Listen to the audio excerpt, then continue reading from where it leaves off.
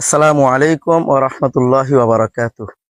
আজকে আমি বলবো রাসূল করিম সাল্লাল্লাহু আলাইহি ওয়াসাল্লাম আমাদের মা বোনদের জন্য একটি গুরুত্বপূর্ণ হাদিস বলেছেন যে এমন চারটি কাজ আছে যে চারটি কাজ যদি মহিলারা করে তাহলে সহজেই জান্নাতে প্রবেশ করতে পারবে। রাসূল করিম সাল্লাল্লাহু আলাইহি ওয়াসাল্লাম বলেন, ইদা সাল্লাতিল মারআতু খামসাহা, যখন কোনো মেয়ে মানুষ ৫ ওয়াক্ত নামাজ পড়বে, ওয়া সামাত শাহরাহা, এবং সে রমজান মাসের রোজা রাখবে, ওয়া আহসানাত ফারজাহা, এবং সে তার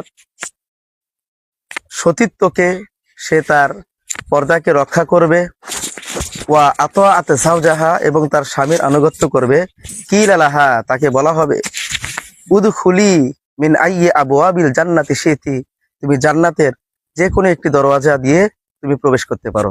মাশাআল্লাহ, কত সুন্দর একটি হাদিস। কোন মেয়েরা যদি এই চারটি কাজ করে, রাসূল করিম সাল্লাল্লাহু আলাইহি সাল্লাম তাদের জন্য সুসংবাদ দান করেছেন। আল্লাহ তাআলা আমাদের মা বোনদেরকে এই হাদিসের উপর আমল করার তৌফিক দান করুন।